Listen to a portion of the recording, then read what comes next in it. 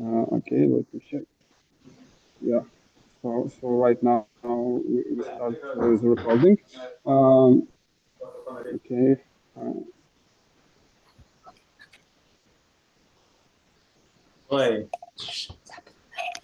Yes. Yes. We can start our online seminar of the project Education for Sustainable Development, Transfer V4 Countries Experience for Ukrainian Recovery. And today we have a topic about climate changes, migration, and adaptation. Also, I want to mention that for participants who will join all the online seminars, then they can take part in winter session of Carpathian School. We will send all the information how you can join to the virtual session a little bit later. I think right now we can start, I transfer the word to Ivan. Please start with your presentation and let's go.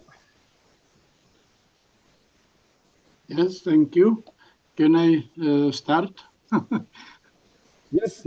It's totally your time. Your manage this online seminar is our partner, so you can go. Yeah, okay, thank you. My first question: if you see my screen, the presentation. Yes. Okay. Everything is good. Yes, we do. Okay, thank you very much. Let me invite you on our seminar. This is the first seminar from partner Water for Climate, is a public association in Slovakia. We deal with question about climate change, about global warming and mitigation, and different way how to protect influence against the impact of climate change. Let me introduce my colleagues of the seminar, Ms. Lucia Novakova from Trnava University. Hello, everyone. And Mr. Ladíslav Bakaj from Research Associate Institute of Landscape Architecture and Faculty of Horticulture and Landscape Agriculture University. Hello. Our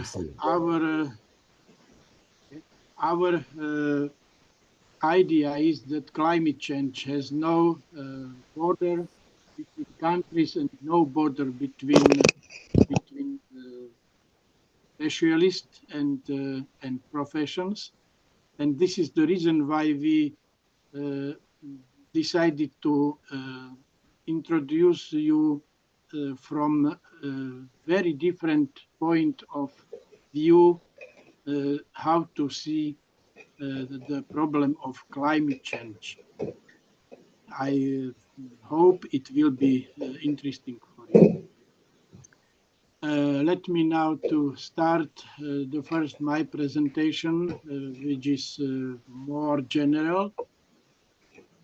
And my goal is to discuss with you about what does it mean climate change? Because if I discuss this question with different specialists, for example, from meteorologists, they said me that it is not the same climate change and climate changes. And I think if we should discuss about the mitigation and adaptation of climate change, we need to good understand what happened with the climate. Okay, well, it means what we understand under the term climate change.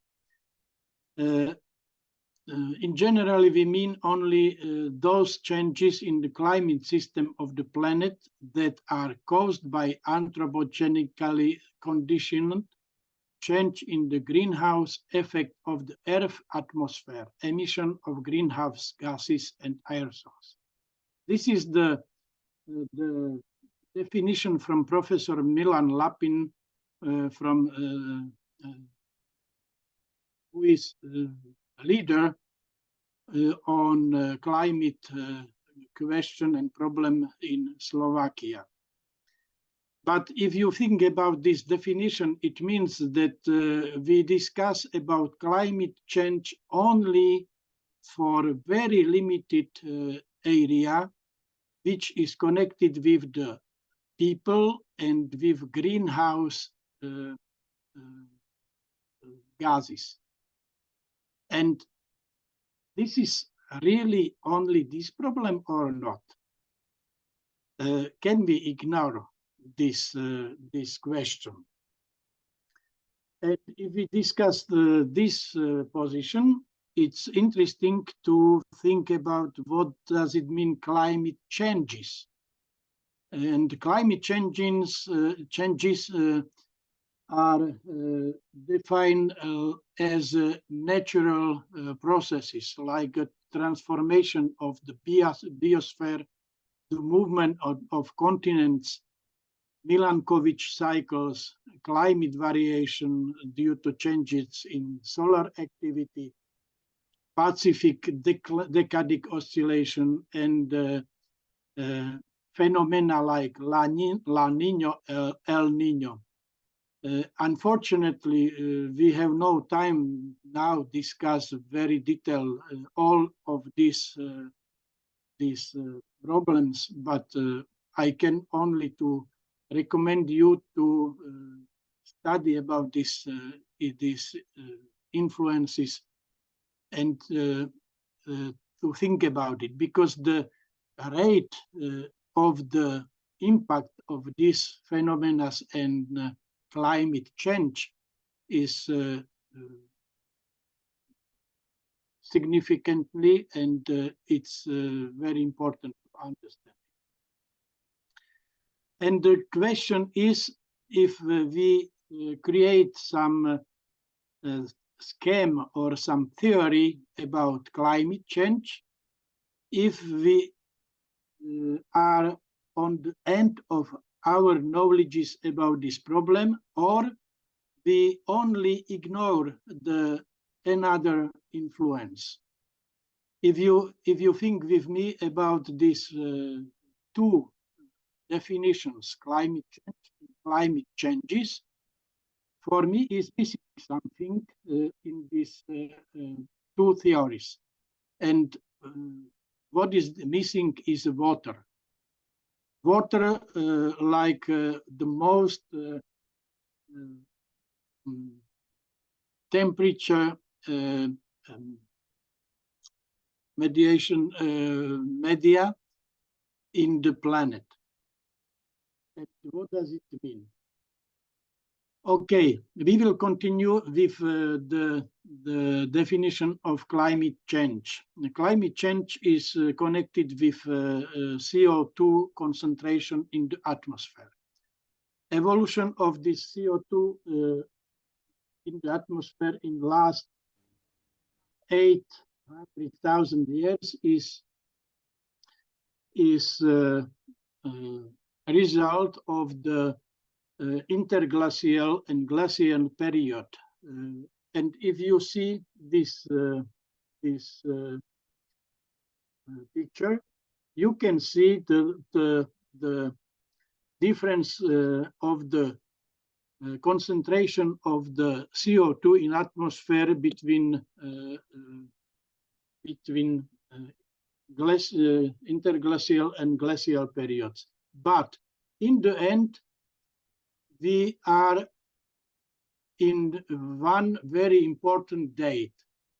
It's 1690 year. In this year was commissioning the first steam engine, which was created by people, and from this date started the industrial revolution in the people social. And from this date, if you see, the concentration of CO2 increase very rapidly in the air. This is the fact that it is influence of people or not. If we will continue and we will find the relation between concentration of CO2 and world temperature in last 22,000 years, you can the very similar picture. And again, this is the date where was created the first steam engine.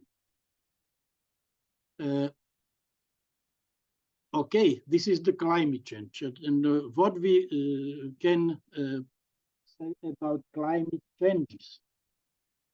The first impression from the if we compare climate change and climate changes, it seems that climate change is very small change in the geological history of the planet.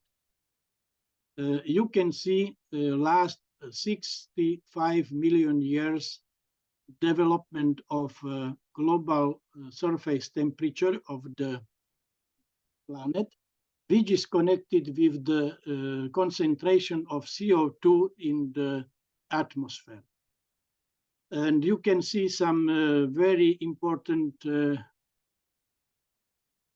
point of this picture. And the first interesting point is, okay, I can say the first that the global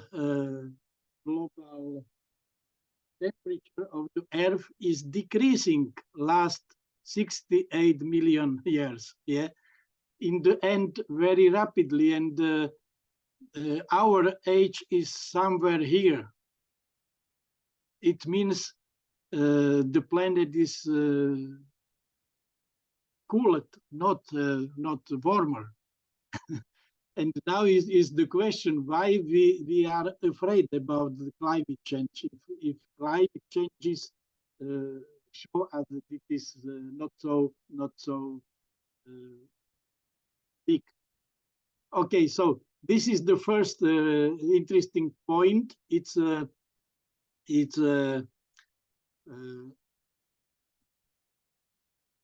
date when was the plate of Indian plate and Asian plate was in collision and created the Himalaya mountains.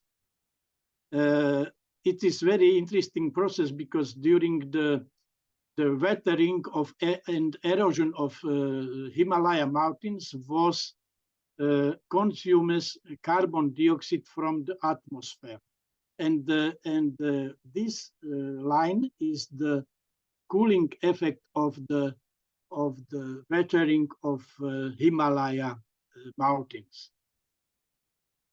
The next point are the 40 million years ago was opened the Drake Passage, and I very briefly will say the region cooled significantly, and it was a period where glaciers had started to form on Antarctica. Antarctica was the green part of Earth for this moment. 5 million years ago, was again a very interesting process, but for us is very interesting last 100,000 years, which the scientists studied the CO2 content in the glass in the ice, and we have, I can say, good results and good validated result of the CO2 content in the atmosphere. In the warm period was about 300 ppm, and in the glacial period it was about 160 ppm CO2 in the atmosphere. Now we have 400 ppm CO2 in the atmosphere. If you can see here, and the prognosis is that concentration of ppm will increase very rapidly.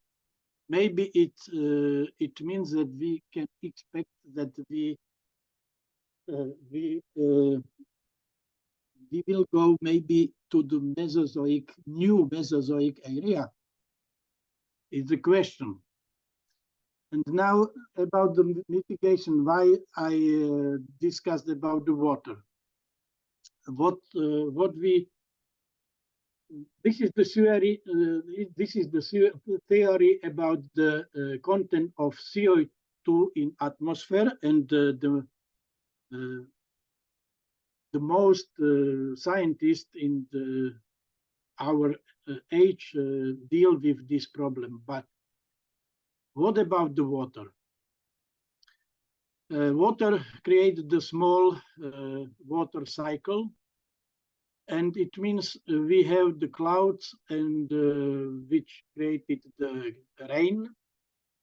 Rain divided into the infiltration to the groundwater, runoff on the surface, to the river, to the lakes and ocean, and this water returned back to the clouds through the evapotranspiration from the vegetation, from the surface of the water, some lakes or rivers, from the soil, and so. But we last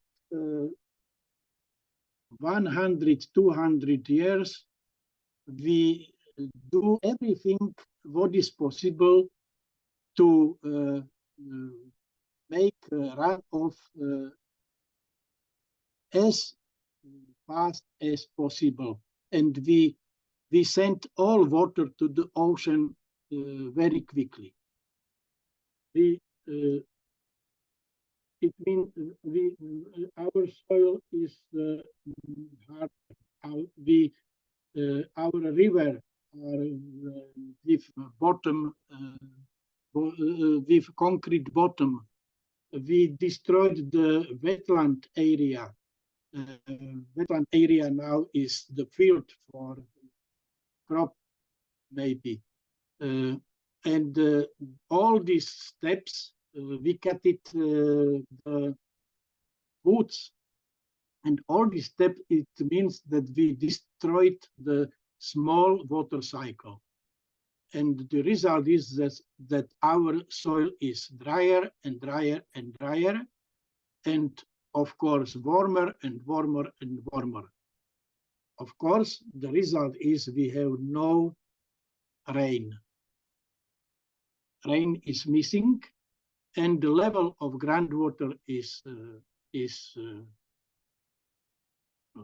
decreased. Maybe we will discuss about this problem, about this phenomena in the next seminar, in the end of our project, more detail. For example, I found a very interesting map. It's an old Hungary, and you can see where was wetland area or lakes and the water, surface water in the Carpathian Basin 100 years ago. And if you want, please look at the similar picture on Google Map, and you will see how many areas with the water was saved to our days. For example, in Slovakia was lost this area, was on eastern Slovakia. The water was by drainaged from this area, and the Hungary, if you see on the big map, you can see only Balaton, and in Austria, Neusiedl, and all other water surface we missed. It's discussion about your side of Carpathian Mountains. Maybe it is not so dramatic, but this Carpathian Basin have influence of the microregion climate, and I am persuaded that it has influence for climate in the Central and Eastern Europe in general. And I am persuaded that it is connected with the water too, not only with CO2. Okay, and if we should discuss the mitigation about ecology, we should discuss about how to people think about this problem. For example, Václav Klaus, former Minister of Finance of Czechoslovakia and former President of Czech Republic, said in the November 1989 that it's necessary to make money for ecology, and after that we can solve the ecology. From the first point of view, it's logic, but it is really right. If you analyze this position, it's clear that it is only that this question of ecology was the end of the priorities, because you can say the same about education, about science and research, about social insurance, and many other questions. It is really about priorities. The second point of view, for example, maybe you know man Tomáš Baťa. It was very famous businessman in former Czechoslovakia. And he said that there is no economic crisis, it is a crisis of morality. If I found about ecology and about climate change, for me it seems it is the same way. It is not ecological crisis, it is crisis of morality, because it means that we have ecology is not our first place on our priorities. In the end, I would say that it is not true, it is not logic if we will say that if we need money for ecology, because if you want to develop the ecology, and if you want to develop some mitigation against the climate change, you have huge possibilities for development of science and research, for development of education, higher education at universities, and it is motivation how to change all science, all administration, and to change new position and new ideas in the science and social. And it means if we want to change something, we should change ourselves and our, I can say, our politician point of view, what is necessary and what is the priority for our focusing.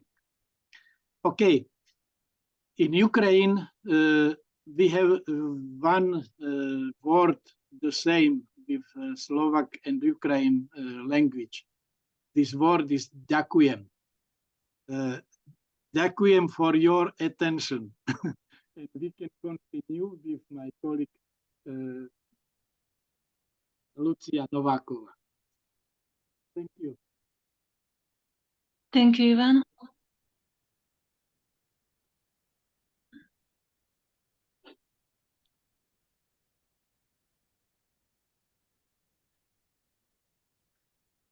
Okay. Please, can you see the presentation? Yes. Okay, thank you. Dear colleagues, climate change is a phenomenon that knows no geographical and temporal boundaries. Therefore, it is crucial for us to have the opportunity to educate ourselves and exchange the experiences on how to counter its effects. History shows that the climatic shifts we feel today are not a new occurrence. I would like to introduce you to a lecture that blends historical insights with modern educational approaches. The goal is to disseminate this knowledge to various groups, including students and the wider public.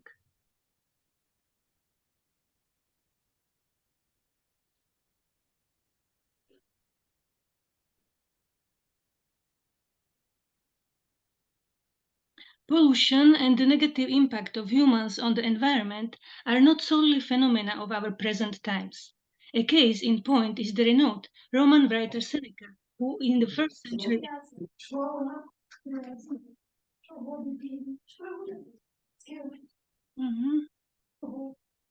Okay. It is...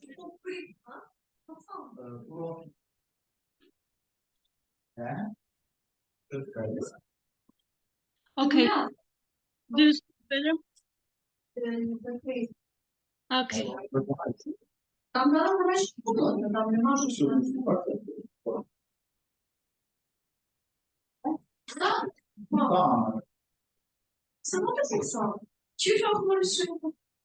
I am sorry, shall I continue or is there any question?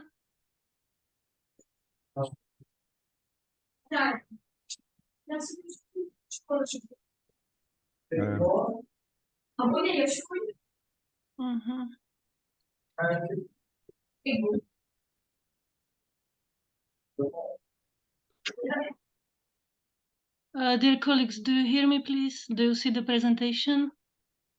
Yes. Yes. Yes, we do. Okay, so may Go I ahead, please. sorry, or there are some questions? I don't want to interrupt the discussion. I suggest is to continue, Lucia, and we will discuss about the question and the end of the after last presentation together. Okay, okay. As a part of nature, humans have always influenced their surroundings in some way. However, in recent times, this impact has intensified, leading to shifter changes in the Earth's ecosystem. The consequences of these changes can be observed at various levels, from local to global. They usher in climatic instability, manifesting in extreme weather events such as heat waves, drought, floods, and storms. An intriguing aspect of the past climate changes are the so-called volcanic winters. These resulted from volcanic eruptions that dispersed dust and gases into the atmosphere, leading to cooling. On the other hand, long-term climatic shifts often related to the uneven distribution of rainfall and soil moisture. Consequently, many areas that were once fertile began to dry up, losing their potential to sustain life. The terms climate and weather are often mistakenly used interchangeably, but they have distinct meaning. While weather pertains to short-term atmospheric conditions that we observe from day to day or even hour to hour, climate represents the long-term average of these conditions in a specific region over extended periods, often spanning decades or centuries. Historically, natural factors played a more significant role in the climate evolution of our planet.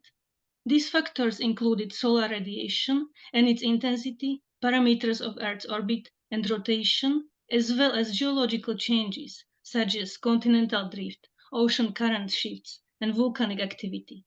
However, with the rise in population and technological advancements, human activity has become a significant factor influencing the climate. The considerable increase in greenhouse gas concentration, such as carbon dioxide, methane, and nitrous oxide in the atmosphere, is linked to human activities. This shift has led some scientists to propose a new term for the current geological epoch we live in, Anthropocene.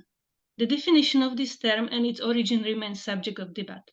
Some scientists consider the beginning of Anthropocene to be the period of Neolithic Revolution, when societies transitioned from hunter-gatherer style to settled agriculture.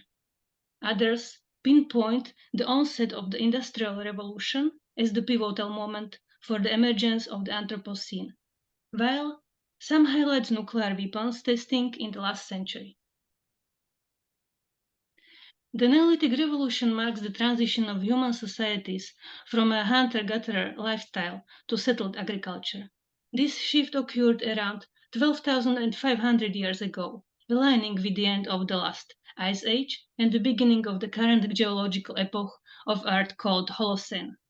During this period, people in various parts of the world began to engage in agriculture, cultivating plants and domesticating animals. This led to production growth and establishment of permanent settlements.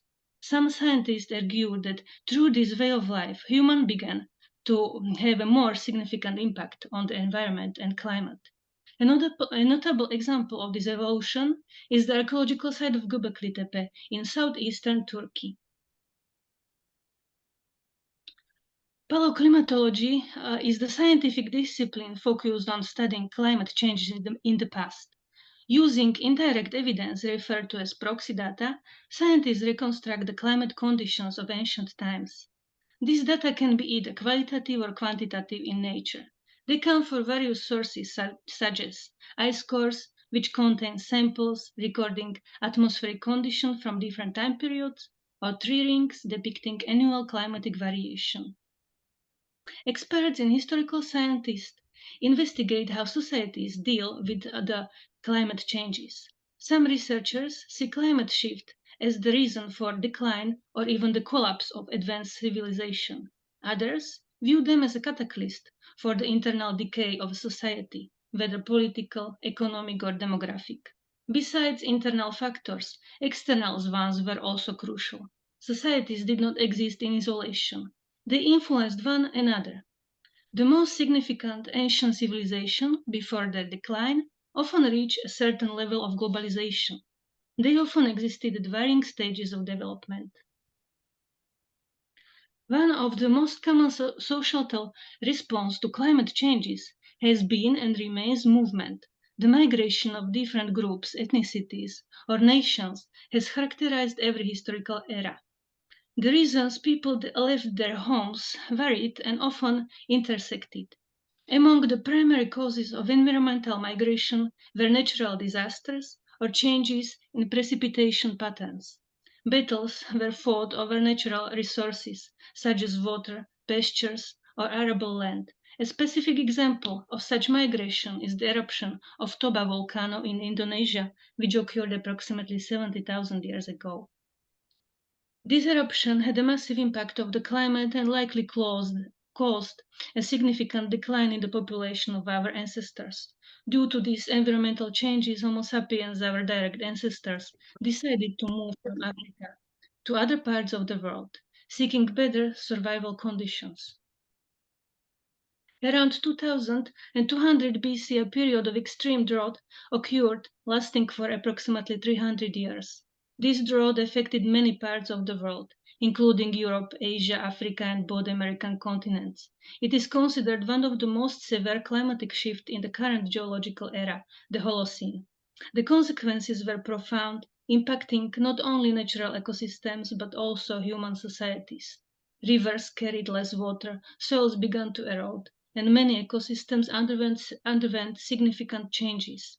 Environmental shifts led to famines, resulting in many deaths, while others were compelled to migrate to areas with more favorable living conditions. Numerous advanced societies, such as those in Egypt, Mesopotamia, and China, began to scramble. For instance, in Mesopotamia, the Amorite nomads began migrating from their homeland in northern Syria into Mesopotamia, seeking more fertile areas for their herds. These nomads eventually managed to seize the power in many cities and establish their dynasties there. In Egypt, this period marked the end of a significant historical era known as Old Kingdom. The case of Minoan civilization of Crete, the first advanced civilization of Europe, highlights how a massive natural disaster can strike and subsequently transform an entire society. The eruption of Terra volcano represents one of the latest and largest recorded volcanic eruptions in history. Archaeological finds date this catastrophe around 1500 BC, but more recent radiocarbon dating suggests it could have occurred a century earlier. Accompanying the eruption were powerful earthquakes, ash faults, and devastating tsunamis, destroying much of the Minoan infrastructure. The weakened Minoan society was subsequently exploited by the warriors from mainland Greece, the Achaeans, who were expanding their territories. A time filled with warfare during this era can be reflected in the tales of Trojan War. Around 1200 BC, a combination of climatic, political, and socio-economic factors led to the downfall of several significant Bronze Age civilizations. These included prominent empires like Hittites, Mitanni, and the New Kingdom in Egypt. Even in mainland Greece, the powerful Achaean Empire collapsed. The decline of these societies was not just due to the technological advancements, such as development of new iron weapons, but also internal political, social, and economic troubles. During this period, attackers began to emerge in the regions of Egypt and the Levant, arriving by the sea and historically referred to as Sea People. This mysterious group abandoned their homelands to engage in piracy. They may have originated from various regions, from Anatolia across the Aegean Sea to Central Europe and the Black Sea region. Mass migration, spanning over a century, was influenced by various factors, including earthquakes. Climate changes could trigger volcanic eruptions in Iceland. Archaeological finds, as well as dendrochronological and palynological analyses, confirm climatic shifts in the Black Sea region and the Danube basin. Other areas, once fertile, began to experience drought. This was likely due to the shift in winter storms pattern, moving northward, leaving the eastern Mediterranean without necessary rainfall. This phenomenon, now known as the North Atlantic Oscillation, was akin to today's El Nino effect. The migration was not purely military. The entire groups of people sought new homes, both by land and the sea. This movement can be associated with tales like Odysseus' journey. Some groups, like the Philistines, found a new home in southern Palestine, bringing them cultural elements from ancient civilizations like Minoan and Mycenaeans. Between Bronze and Iron Ages, Greece experienced a massive resettlement of its population, which occurred in several waves. A pivotal moment in this migratory movement was the emergence of the Dorian tribe in Peloponnese. During this time, other Greek populations moved to various islands of the Aegean Sea and further into Anatolia. As a result of the collapse of the Bronze Age civilization, Greece entered a period often referred to as the Dark Ages. This era was marked by loss of literacy, minimal trade, more isolated communities, the abandonment of many settlements, and decline in the overall population in the region. At the end of this period, climate change known as the Homeric minimum occurred. This led to increased precipitation in Western Europe, while Eastern Europe experienced significant drought conditions. These adverse conditions were among the reasons why mainland Greeks sought new settlements, even against the backdrop of a societal and economic resurgence. This process is traditionally referred as the Great Greek colonization. Unlike previous migratory waves, which were often forced and aimed at escaping potential threats, Greek colonization was more systematic and targeted. The interest in westward expansion was partly driven by natural resources, including mineral deposits and better conditions, such as higher precipitation levels in Western Europe. The Greek population remained in dynamic motion for over half a millennium, encountering, trading, and competing with other civilizations, particularly the Phoenicians. Greeks were compelled to search for new territories due to the several factors, with a significant one being population growth, which exerted pressure on the limited natural resources, especially on agricultural land. Today, we might label the Greeks as environmentally motivated migrants. The colonists sought out natural resources, but they left their homelands voluntarily and more or less as preventive measure. Moreover, the development of trade and seafaring allowed them to seek out new markets and raw material. The methods of land inheritance fragmented the land into smaller plots, increasing social tensions. Finally, climate changes, especially a period of drought, further exacerbated by already tense situation in agriculture. Water and fertile soil were prized natural resources that were often the cause of conflict, whether in mainland Greece or in establishment of colonies. A clear example of these conflicts is the Levantine War of the island of Euboea. In this conflict from the late 7th to the early 6th century BC, two city-states, Chalkis and Eritrea, viewed for control over the fertile Levantine plain. The historian Thucydides notes that this war was one of the first conflicts in which Greek states became involved. However, war did not produce a decisive winner, and both cities were exhausted by the conflict. As a result, other powers began to assert themselves in Greek world, most notably Athens. Climate change had a direct impact on historical events within the Roman Empire. Given its vast expanse, which covered 3 continents, global climate patterns can be examined. Recorded periods of increased volcanic activity often correlate with less stable phases in Roman economy, military, and agriculture. Climate changes frequently led to alteration in precipitation patterns and triggered migration of nations and ethnic groups. One such example is the Germanic tribes of the Cimbrian Teutones from northern Europe, who could be considered as environmental migrants today, originating from the area of what is now Jutland Peninsula. They were forced to seek new homes after floods around 120 BC. Their journey across Europe ended when they were defeated and completely annihilated by Romans. Vesuvius, located in Campania, is one of the so-called decade volcanoes situated in the junctions of tectonic plates. Earthquakes often forewarn of their eruptions. The Roman historian Suetonius recorded that Nero's first public performance took place at the Pompeian Theatre. When an earthquake occurred during this event, the audience, afraid to leave, remained until the end. Soon after, either at the end of October and early November of 79, cities such as Pompeii, Herculaneum, and Stabie were struck by volcanic eruption. The event was described by Roman author Pliny the Younger. He noted that the residents perished under a layer of volcanic ash and suffocated from the gases. Volcanic carbon dioxide, which is colorless and odorless, is particularly dangerous.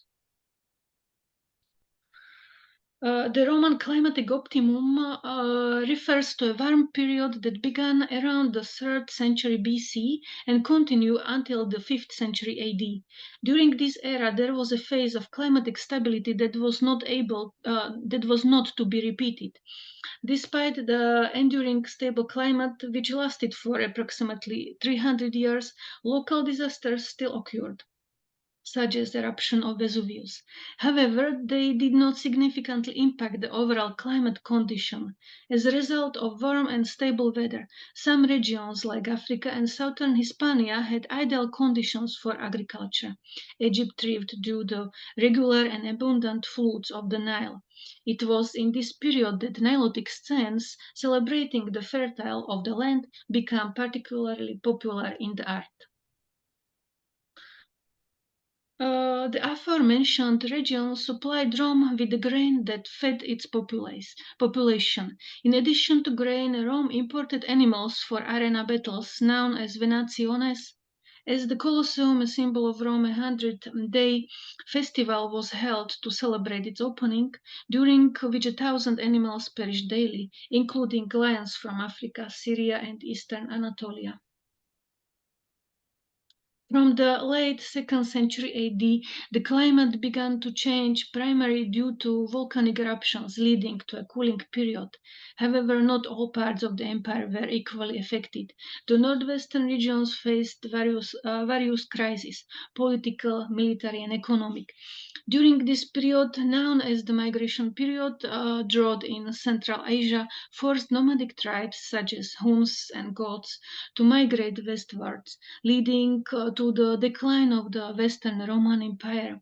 Meanwhile, the southern and eastern parts of the empire continued without major disruption. The construction of aqueducts and massive cisterns can be associated with periods of drought that affected certain parts of the empire. An example is Valens aqueduct, built in the 4th century on the orders of the Roman Emperor Valens, and subsequently renovated and expanded several times. The eastern part of the empire flourished from the 3rd to the 6th century AD, partly thanks to consistent rainfall in the eastern Mediterranean.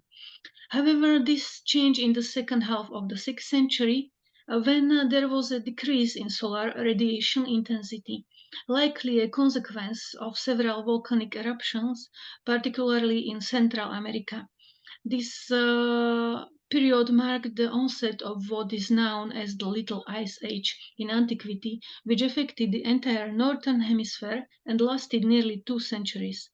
Written sources from this period mention 8 successive famines. During these famines, the Justinian plague spread, facilitated by the migrations from Central Asia. It is estimated that around 20% of the world's population succumbed to the plague. Thank you very much for your attention. This was the brief introduction to the climate change in the past few thousand years ago. Thank you. Thank you very much, Lucia. Because Ms. Novakova has to leave us, please, if you have now some question for our presentation, you can start.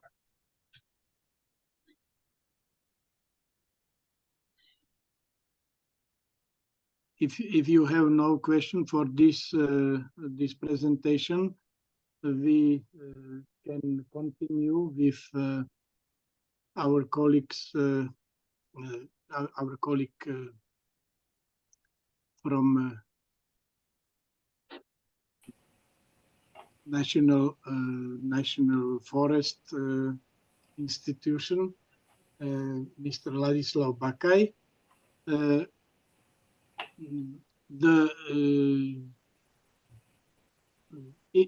Does it exist many ways for mitigation of climate change. I think we will discuss it later, or maybe in one of the last seminar, which will focus for water retention measures. But today we decided to present you one of the modern way in Europe how to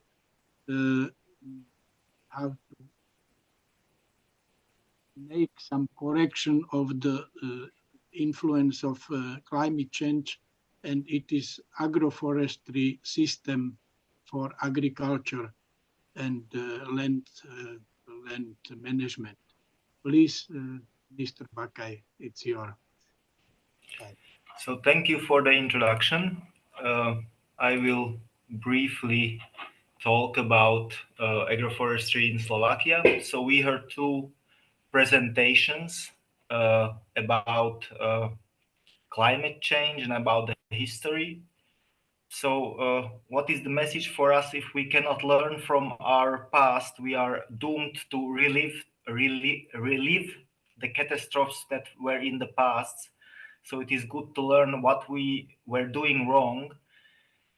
So I work at the Slovak University of Agriculture, and I'm also a member of the Slovak Agroforestry Association. We are a relatively young association. We are working since 2001. So we are here from the Eastern Bloc. So you are familiar with the changes in our landscape. Iván Matушek told a very, very good thing about the small water cycle, and the main problem is the small water cycle, because we let the water run off into the ocean, as he said. And yeah, on this picture you can see 1 square kilometer of a landscape. This is from the Krupina Plateau, and you can see here that in 1950 it was made up from a lot of parcels. You had some small landscape features, solitary trees there, and after the collectivization you can see there is only grassland and forest. So yeah, shrubland, grassland and forest. But on the upper picture in 1950 there was you can see signs of grazing, mainly these paths that are typically for grazing animals, which you can see still on the LIDAR maps. So there was silvopastoral agroforestry systems, and also silvo-arable.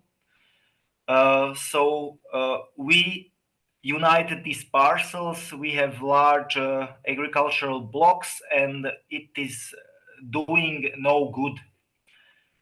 So what is going on in Slovakia in the field of agroforestry? So I'm talking on the behalf of the Slovakian Agroforestry Association, so I'm going to do a bit of promo.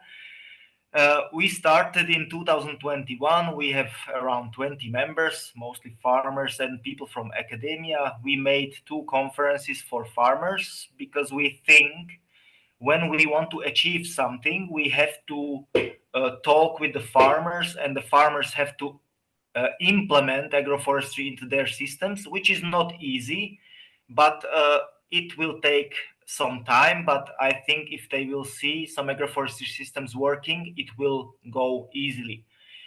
We did one webinar for farmers on how to apply for subsidy on I'm sorry, Mr. Bacay, yes, but I don't see your presentation. You don't see? Have you shared your screen? Yes, I shared my screen.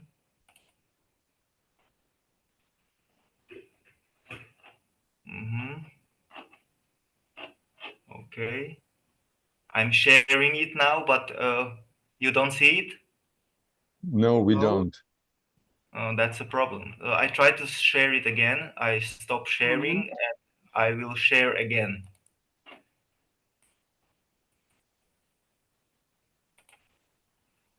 Now you can see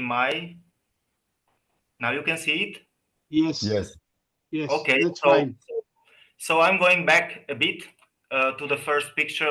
I described some landscape. So this is 1950, and we changed it to this. As I said, we unified land, and here you can see silvopastoral agroforestry, and here you can see something like an alley cropping.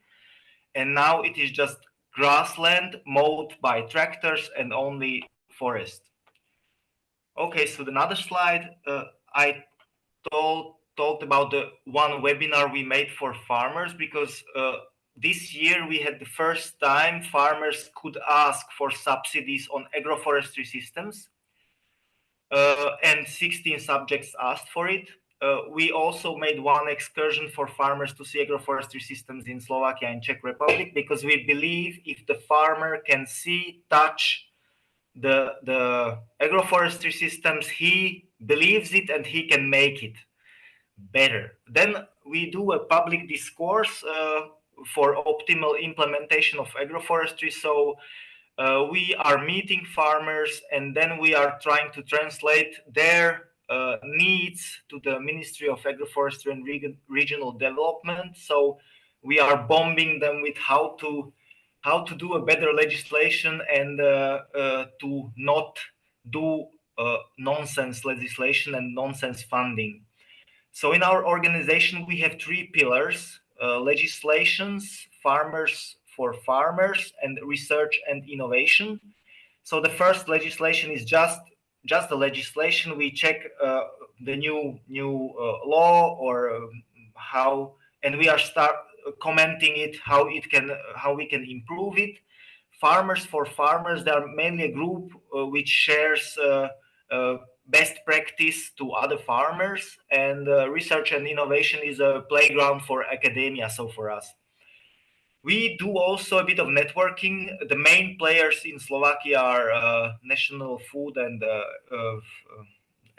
Agricultural Center, then the Agricultural Chamber, Slovak University of Agriculture, National Forestry Center, where Jaroslav Jankovic, the godfather of agroforestry in Slovakia, works.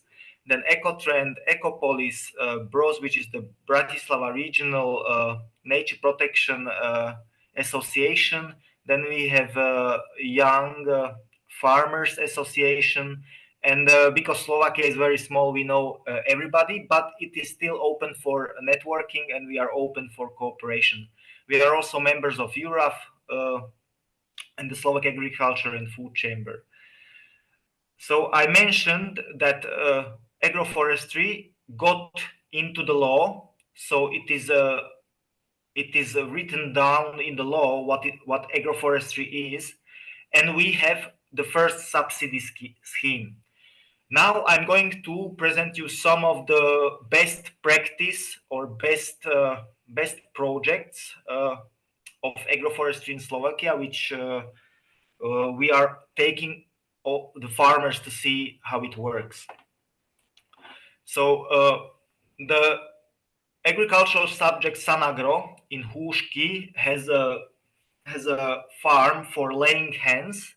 It is a mobile house, and you cannot see it because it's a newly established agroforestry systems. But here on the lower picture, in front of the cows, there are poplar trees.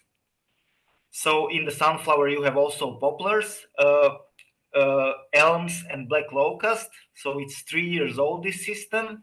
It contains 1,750 laying hens. So in this house, usually the hens are outside, but when we were there to make pictures, they have had new hens, and they had an acclimatization period of 1 week. And after that, they will be let out. And they said that this green lasts about 2 weeks, and then it's all gone because the hens eat it. So due to high demand, the next year another plot will be made. So there will be a double size. So the total area is 1 hectare. And what are the benefits? It's animal welfare, so the laying hens are outside. They can eat also insects and whatever they want, so it's animal welfare mostly, and the clients like it, and there is a big demand for these eggs. So as you can see here, it's in Western Slovakia.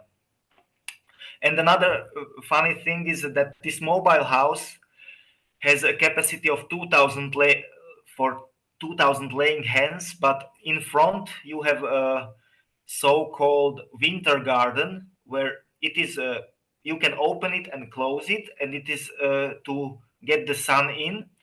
And this was not recognized by the ministry as a production space, so 250 hens cannot be let into this. So it's a kind of a bureaucratical thing, but yeah. Another good practice and a good agroforestry system, which is a silvopastoral system, is Velkovelský ostrov, which is a island, a 250-hectare island on the Danube in the south of Slovakia. This is owned and managed by a nature protection association, which is called BROS, and they use it mainly for environmental management of invasive species with pasture. So they have cattle, horses, and goats, and also they share their know-how with parasites on these, like intestine parasites, because it's a flooded region, so the infection load is very high. And there is also biodiversity research done, and it is a good project, because you can share all the data to the ministry that agroforestry is good, that it has a higher biodiversity, and you can manage the invasive species, mostly plants, with animals, which is really low cost and doesn't cost much the state. Then we are going to the north. This farm is called Farm with a View. It's in Kežmarok, which is under the High Tatras. You can see in the lower picture that the High Tatras are there, and this is a silvopastoral system again, 30 hectares since 2018.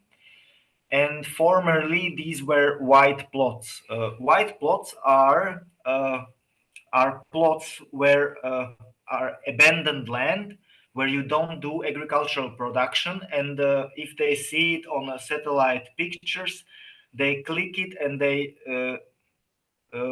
put it as a white plot, so they are not in the land parcel information service system, and then you cannot get money for this kind of plots. So the white plots are a big opportunity for agricultural systems. Here you can see on the lower picture the small landscape features. So before agroforestry systems, these were non-productive stripes, which is total nonsense, because in agroforestry systems these trees can be productive, and you can cut them, use them as fodder, or so.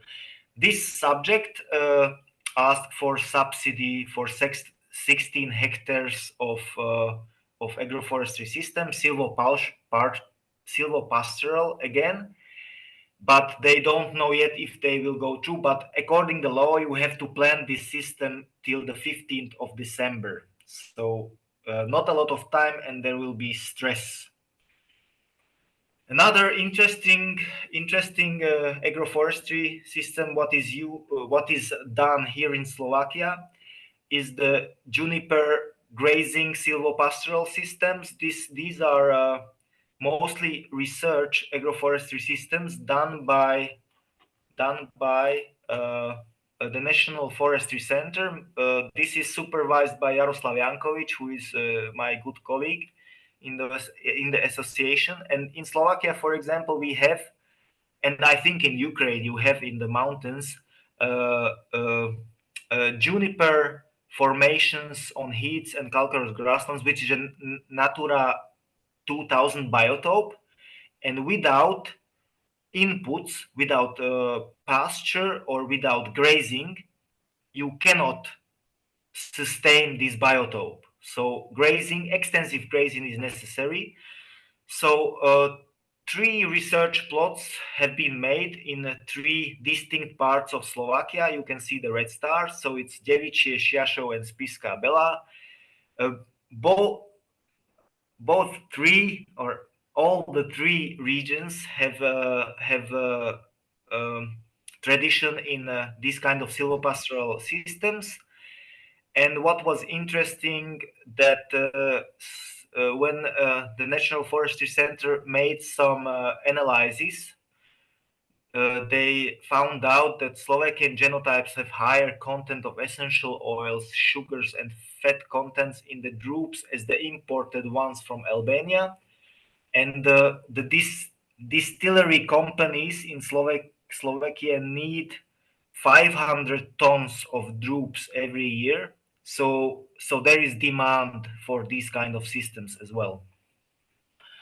Okay, so these were the 4 best practice agroforestry systems. We have also some more, but mostly it's the same. It's silvopastoral.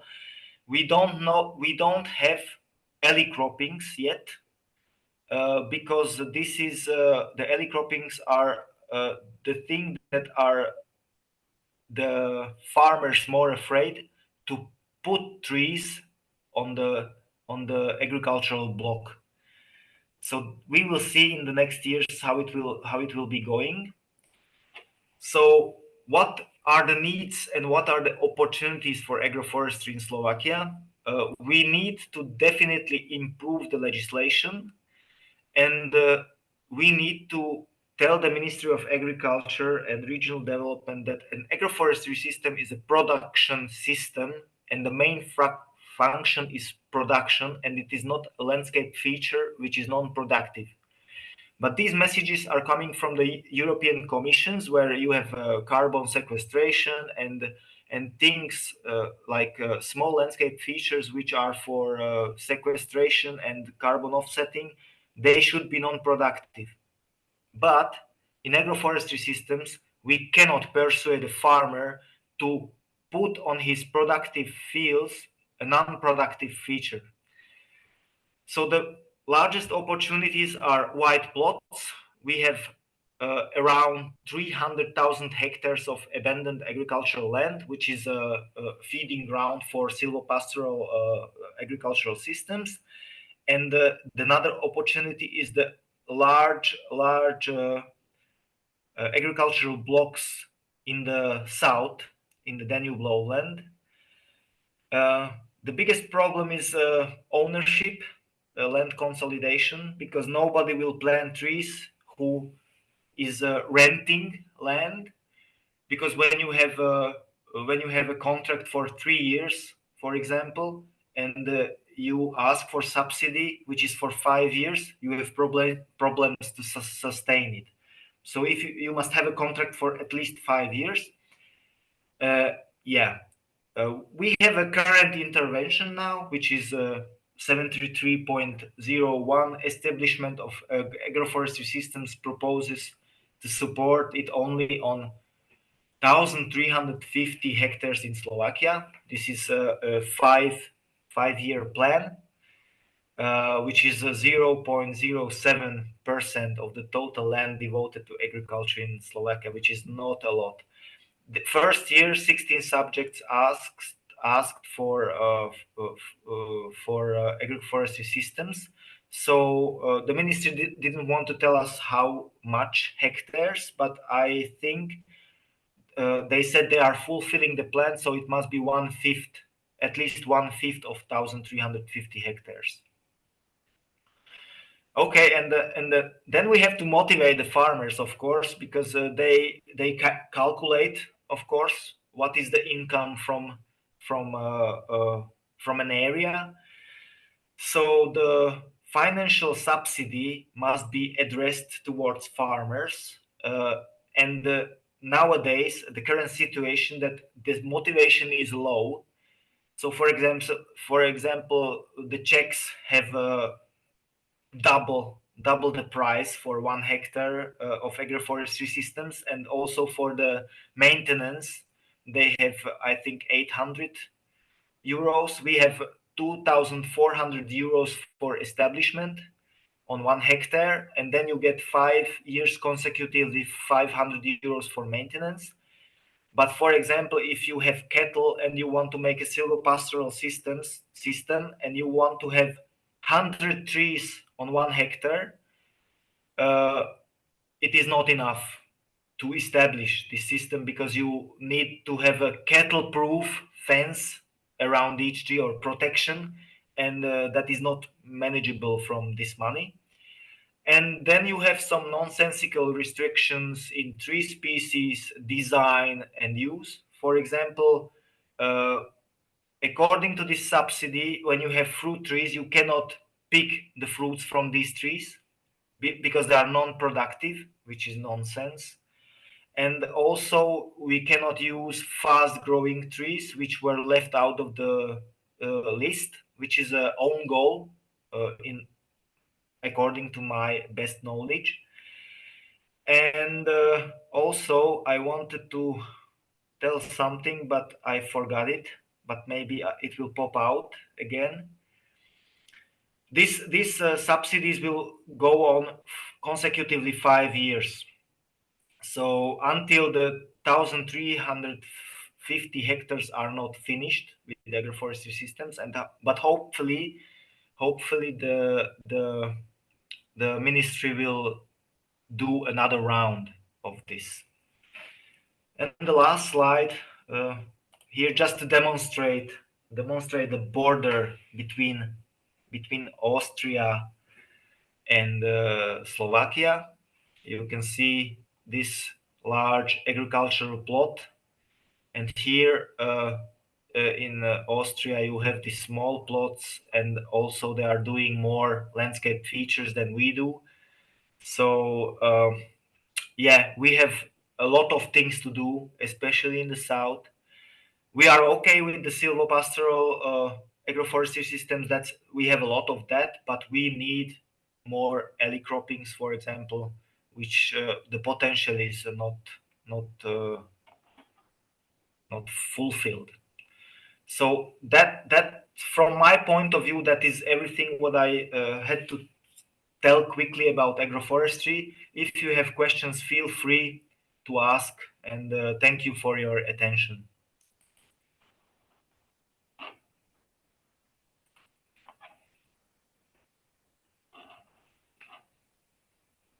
You are muted.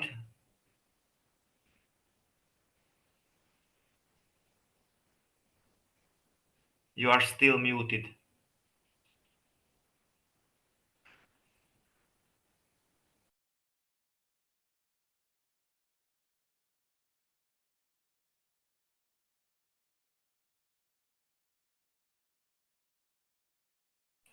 So if everyone have some questions, you can ask.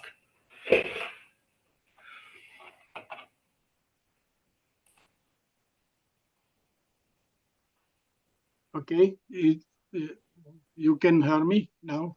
Yes. Okay, thank you very much for your presentation. Yes, now it's the time for question. If you have some question, I saw one question on chat. It was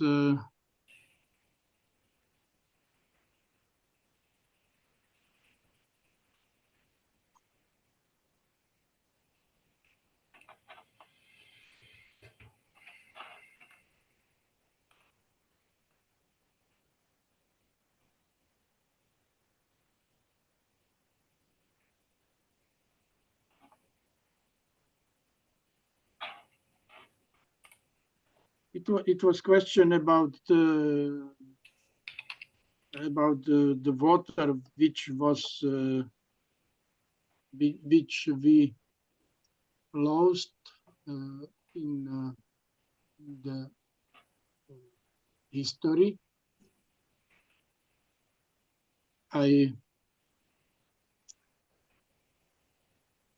can answer this question. For a moment, please. Yes.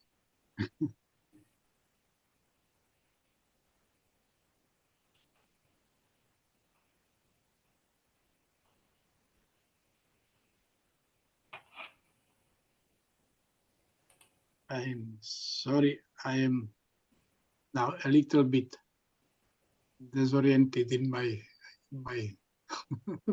computer. Okay, I will share for a moment my screen.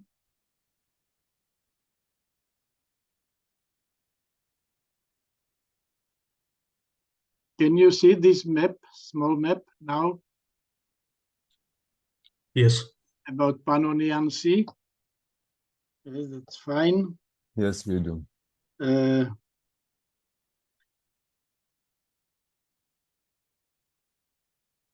The question was about water, which we lost in 1 million years before, or some hundreds, thousand years before.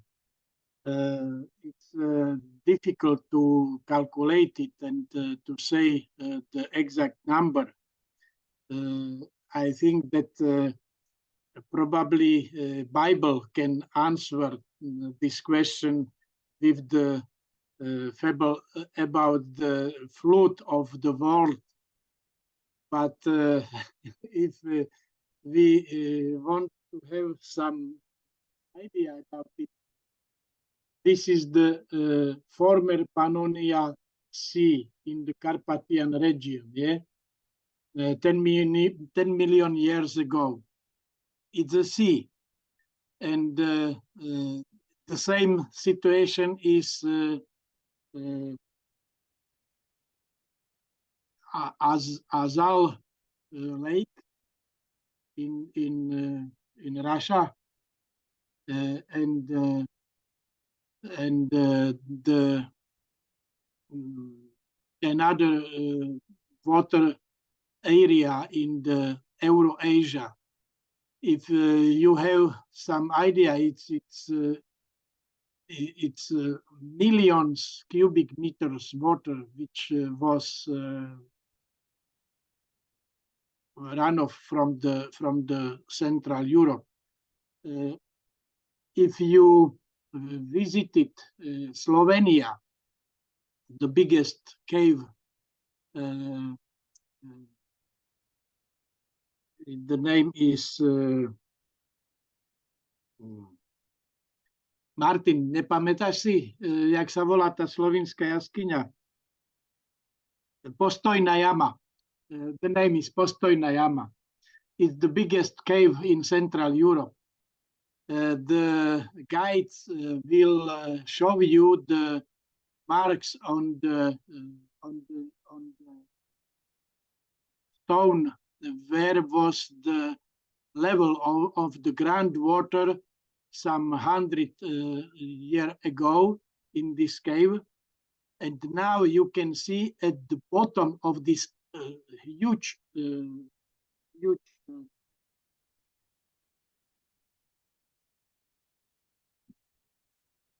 volume. At the bottom you can see very small people, and in this dry space you can put maybe the dome of Colin Nadrinom or your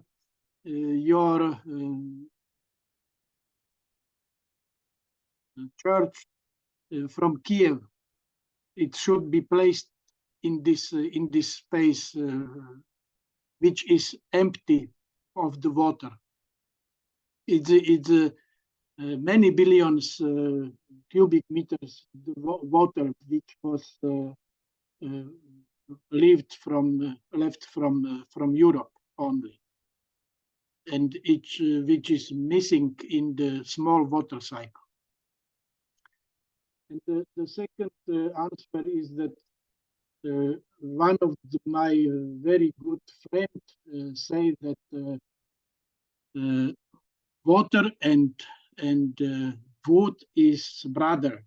Without the trees, you have no water, and without the water, you have no trees.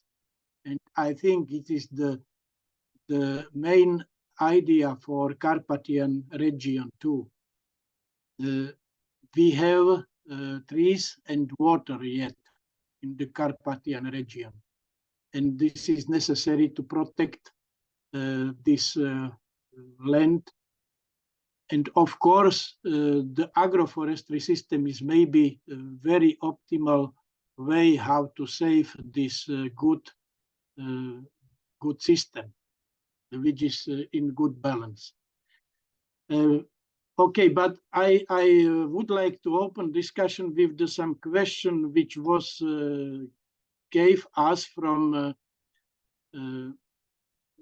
Valery Mikhailenko, and he sent me some interesting question. Excuse me, I believe these are the questions I may have asked. Are those from Maxim Milokin? Yes? Yes, maybe it's from you. Yes, please, you can give. So I could announce them. So the questions I would like to ask are of more of a narrow scope. So the one I would like to open up with is which industries in Ukraine have the greatest impact on the greenhouse effect and climate change? Yeah,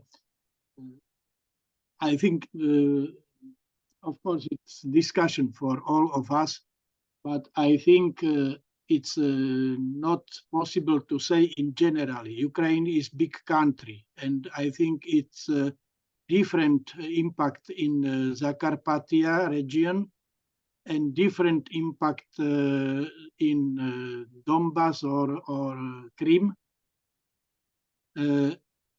Of course, now I don't speak about the war because it's another question. But theoretically,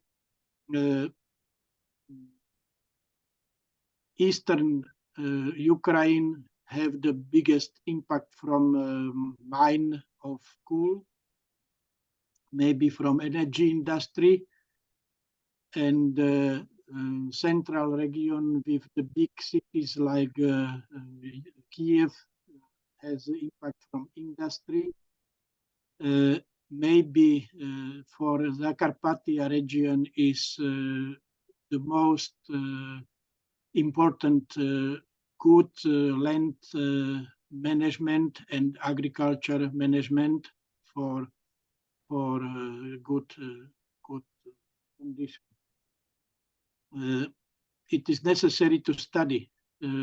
For example, in Slovakia, it was former energy system which was focused for oil, for coal power plant, and it was transformed the nuclear power plants for more ecological sources. And I think it's the same for Ukraine. It's region by region. It's not possible to say in general. Mm-hmm. Well, so on the topic of climate change, what are the changes caused by it that affect flora and fauna of Eastern Europe? Could you provide some examples, maybe the more acute ones?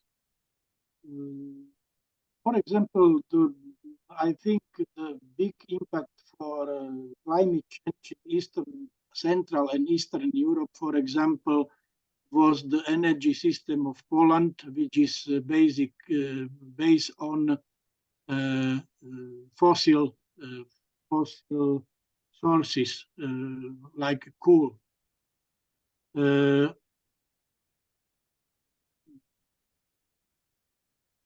Energy in general, if you have now transformed the energy system for more ecological sources, is the main source for climate change. Yeah, and I think it's the very similar in Eastern Europe in general. no, I understand. I was about to ask a question more linked to the biological field of research. So I would like to know what damage does climate change cause to flora and fauna of Eastern Europe region? If I can say something about this, so what we are battling with in the last times is we get terrible heat waves, we get droughts, and then suddenly we have a very big precipitation. So it is not even. So when we have these events, for example, in long-living organisms like trees, you can get primary stress. This is in forests, but trees outside of forests are more vulnerable. So if a tree gets a stress event, it lasts around 6 years until it gets into shape. But what is the in the next 6 years it will get another stress event. So we have a lot of stress events. So we have primary stress, and then we get new invasive species, not only plants which can live with this stress, but also insects. For example, we have a lot of new insects which were never seen here. And for example, tomato lace bugs, Nezara viridula, we never saw so much of these lace bugs in the last period, and they like these heat events. So I think the what is crucial is the heat waves and the drought, and then excess precipitation.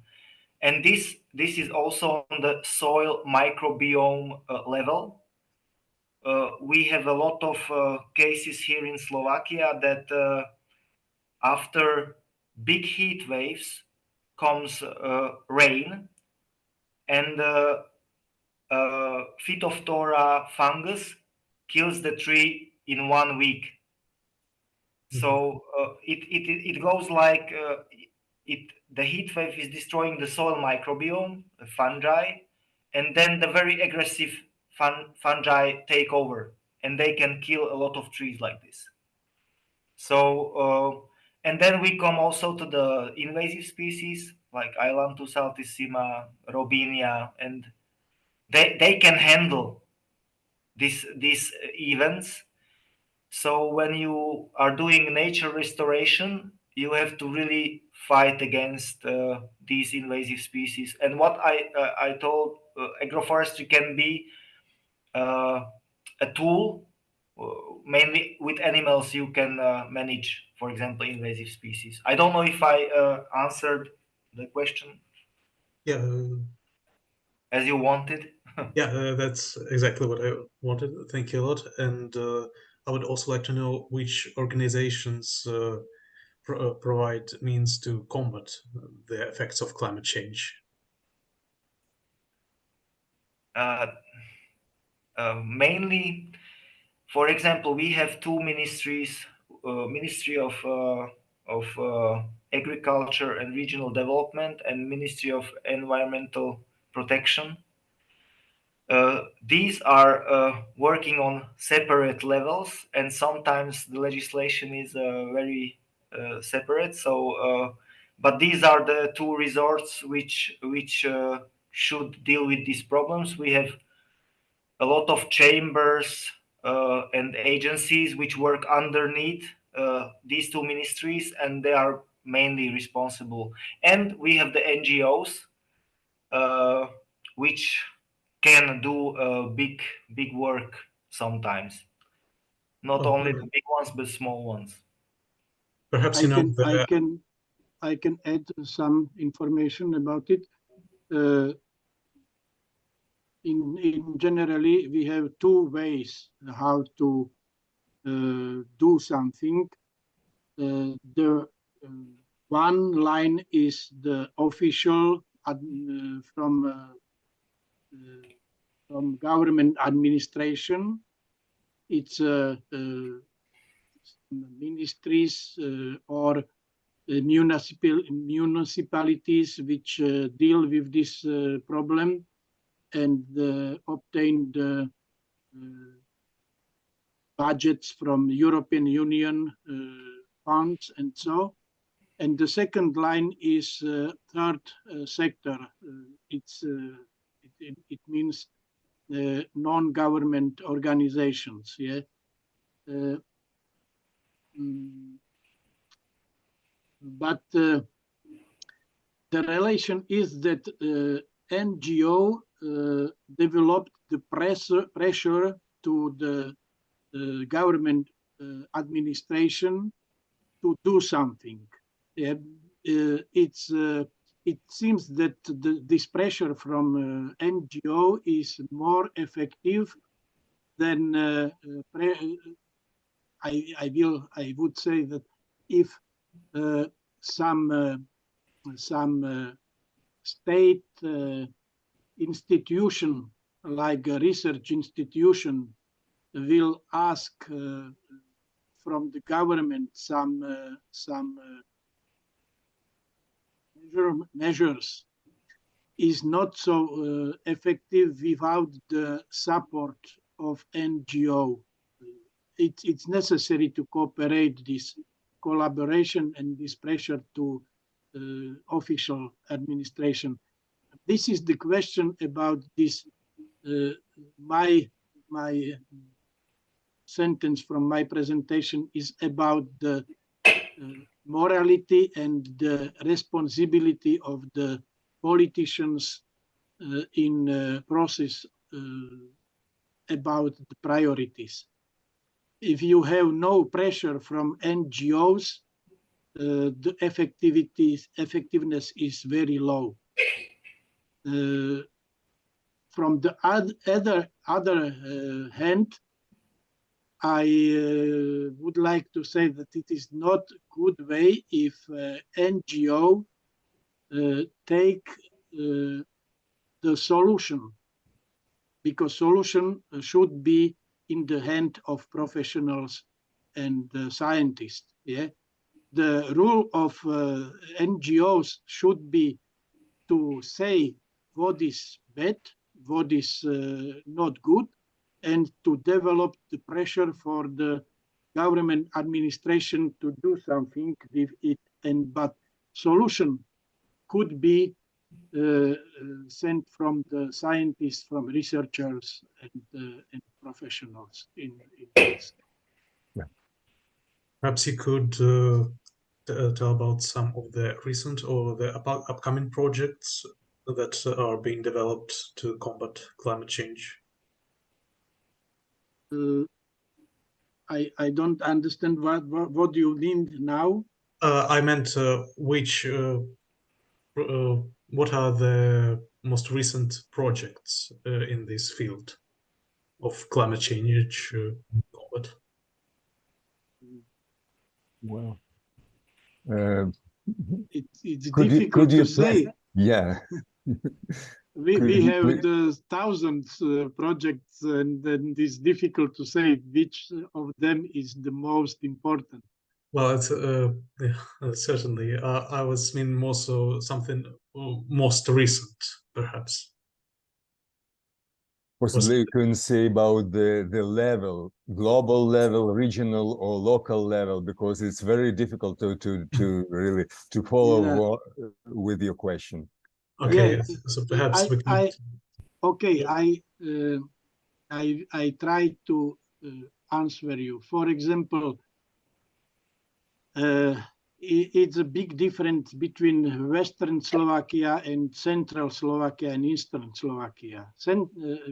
Western Slovakia is land empty of trees, is only agriculture surface, big, dry and very warm surface in the summer. Yeah, and for Slovakia, of course, is very important to transfer this area, for example, to agroforestry system, and to divide this big monoculture area to the smaller lands, and to increase the biodiversity.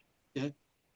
But if I will go to the middle Slovakia or eastern Slovakia, there is a very high percentage of forest in the area.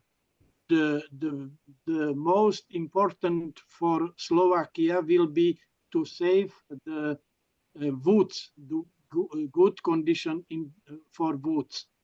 For example, we can discuss about wetland area, for example.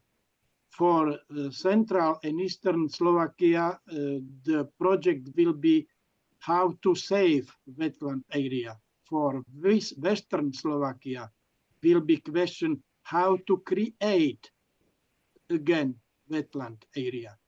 Yeah, it's an example only, and it's the same for Ukraine. But in Ukraine, it's the bigger and more huge question from the region to region. And of course, now it's very actual, the influence of the war. Eastern Ukraine will have totally different condition in ecology like Western Ukraine. To just tell what concrete things, for example, in agriculture. So we are trying to put some things from the common agricultural policy. So we are the most monocultural land in the EU, if I'm correct, because of the lowland. And for example, we had a non-project subsidy for putting landscape features into agricultural land, which had to divide large blocks. And the subsidy for this was 35,000 euros per hectare. But it was, if you put it on your field, it will be a protected landscape feature and you cannot get rid of the trees. In nature protection, we have now a big political thing about it. We have a new government now. So we had the zonation of protected areas, which is from 5 protection zones. So, and the foresters have also some plans going on, more nature, close to nature management, and so on. So we can say about a lot of goals in every area of field. I can see Valerie Mikalenko, you have. Yeah, thank you. Thank you, Ladisław, and thank you for your presentation. And the question is directly to you. We are in Ukraine thinking of land remediation, and one of the technology should be phytoremediation. Do you have any experience or any technologies that you can offer to rebuild the land spoiled by fires, like landfill fires, specifically in agriculture area, because we are an agriculture country, and this is a very touchy question for economy, for food supply, and so on and so on. So let me complete. So our project is mainly directed on this area. So we would like to extend and expand the information about phytoremediation to our students and possibly to make some other proposal for another projects. So the question about phytoremediation and how are you familiar with these technologies? Thank you. Sorry, Mr. Bacai. I would like to use and introduce you Martin Valica from University Cyril and Methodius Trnava. He is present and participate on our seminar. Martin Valica works on department on radio ecology and radio environmentalist department, and they deal with phytoremediation of the soil. Martin, please, if you can say something of your work. And guys, I want to ask you during the requirement, because we have like 1 hour and 30 minutes for our seminar. I want to finalize this. Okay, thank you. Yeah. So waiting for your answer, and then after we will finish the meeting. Thank you.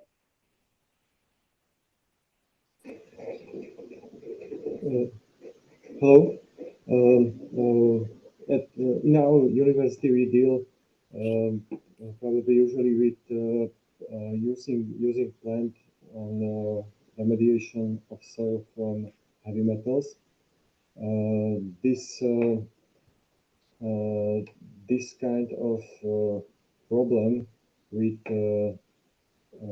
fires and degradation of the soil from huge fires. This is probably not our topic, but Martin, skús bližšie k mikrofónu, zle ťa počuť. Thank you. Okay, this is probably not our topic, fire and soil damaged by fire, but we can do some research on this, and one of our presentation should be about our research in the area of phytoremediation, so we can add some suggestion to this problem in future or in the next presentation, because we are really using plants for decontamination of soil from heavy metals and from contamination of maybe radionuclides. So this is our topic.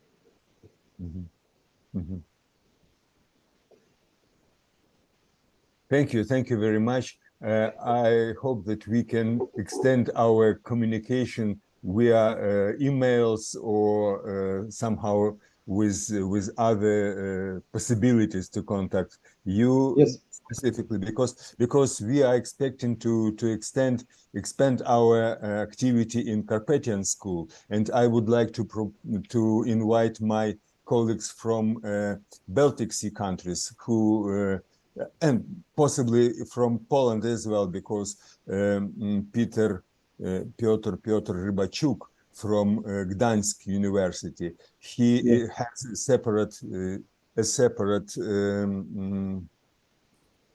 workshop, and possibly you will be interested to take part in it, and you, Ladisław, as well.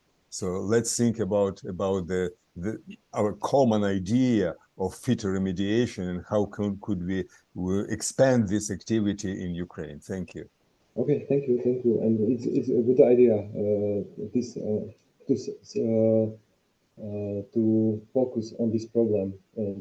This was something which we haven't in our mind, so we try to find some solution or we something deep in this topic. If I can add, I was not familiar with the soil is destroyed or by fire. Fire. So in this case, there is a very good papers from Ladisław Bakaj. He's working with soil microbiome. So in these cases, for example, from the view of agroforestry, alley cropping with trees and a lot of mulching, but only the trees. And these islands where the trees are, you increase soil microbiome, from which the microbiome can get into the plots between. So we calculated that in 1 year, this microbiome can go as further as 1.5 meters. It can recolonizate, so it is quite quickly. By adding more organic compounds, you make it quicker. You have to feed the soil, and if you create a microclimate, then it will go faster. Yeah, thank you very much. Nice, it's very nice idea, really. I'm not very familiar with phytoremediation, but I think that this is a cheapest and more productive way to clean the land, our Ukrainian land. So I would like to be focused on these technologies and possibly to make some how to say, to unite all people who are interested in this, and Ukraine may be kind of laboratory, so we can think about this to make some fields which will be a laboratory for phytoremediation experience in this case. Thank you. We had also colleagues from Ukraine in the European Agroforestry Association. So you have specialists. If I can send it to you, if you want, it's no problem. The network. I'd like to have a kind of community, and this community possibly will make a proposal for another grant for Visegrad countries, and we can extend our activity in this area. Thank you very much. Yeah, thank you. So we will communicate after that, and Ivan possibly be a key person for these activities. Thank you, Ivan. I think we have to finish. It's like everything very impressive and good. So close to microphone. We don't hear you. Yeah. Okay. I say that it's like very impressive, but we have to finish our meeting finally. Thank you. The most interesting part, you say, okay, time is over. Thank you very much for your attention. Thank you for my colleagues who was presenters. And my last sentence for Maxim. Maxim, the most important project is to change the mind of people to be closer to ecology. Thank you very much. Thank you. See you later in the next seminar. Thank you. Goodbye. Very much. Goodbye. Thank you. Goodbye. Take care.